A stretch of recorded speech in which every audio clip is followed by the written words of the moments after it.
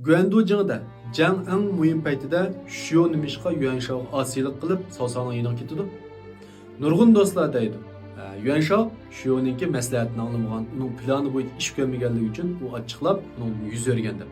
Agar siz ham shunday o'ylagan bo'lsangiz, xatolashgan bo'lsangiz. Yurak berib, alt raqamini yo'llab o'tgandan keyin filmning oxirini ko'ring. Uch parchalarni tugagan hamma do'stlar bilamiz. Guandu jingida Shio'ningki Yuanshao osiylik qilib Saosao bayat qilishi tufaylidan Yuanshao qattiq mag'lub bo'lib, oxir o'lib ketadi.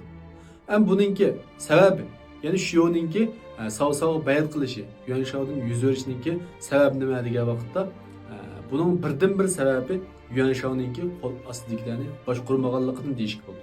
Chunki Yuanshao'ningki 70 tuman kishilik qo'shini bo'lgan bilan, buningki shu qo'shini, ya'ni vazirlari qo'l ostidagilarning orasida nihoyat cho'ng inoqsizlik bor. O'zaro put tepishish, bir-birini qaslash nihoyat og'ir.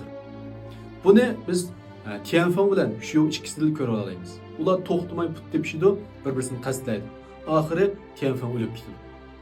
Ammo Tianfengning o'lim bilanlar bu ish hal bo'lmaydi. Chunki Tianfeng tarafdorlari va shu tarafdorlar nihoyat ko'p bo'lg'achqa, bularning jidili, bularning o'zaro qaslashi oxirlashmaydi. Dal eng muhim jang paytida, Guandu jang paytidami Shio'ningki oilasidagilarni nazarband qilish, qasdlash degandek ishlar yuz beravergachga, bu yerda Shio'ningki buning ochchig'i kelib, dal Saosaoning yoniga qochib ketadi, Yuanshaodan yuz o'riydi. Demak, bu yerdagi birdan-bir masala nima degan vaqtda Yuanshao'ningki qo'l ostidagilarni bir-birisiga mehr-muhabbatlik qilolmaganligi bir nishon uchun kuchaydigan qilolmaganligi uchun shunday oqibat kelib chiqqan deyish bo'ldi. Buning yana bir dalili nima degan vaqtda Yuanshao'ning qo'l ostidagi nurg'un iqtidorli kishilarmi dal shu sababdan Saosaoning yoniga ketgan. Ya'ni bular kimlar degan vaqtda Gojia, Shunyu, Zhanghe. Demak, mushular asli Yuanshao'ning odamlari. Keyin Yuanshao'dagi mushundaq vazirlarning, ya'ni qo'l ostidagilarning o'zaro to'qinishi og'ir bo'lganligi uchun bundan saqlanish uchun asta Saosaoning yoniga ketib qolgan.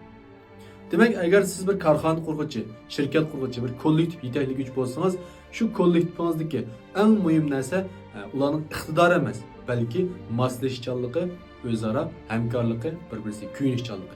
Agar siz shuni yaxshi qila olsangiz, demak sizning kollektivingiz taraqqiy qilib manglaydi. Agar siz buni yaxshi qila olmasangiz, sizning kollektivingizdagi kishilar har qancha iqtidorli bo'lsa-mu, bir niyat, bir maqsad ma'lumotganligi uchun sizning bu kollektivingiz vayron bo'ldi. Agar sizin bu gaplarim qo'shilsangiz, astidagi inkas rayoniga alt raqamini qoldirib qo'ying. Texnika ko'p korxonchilikqa oid mazmunlar qiziqsangiz, ayrim xonamga uchir qiling.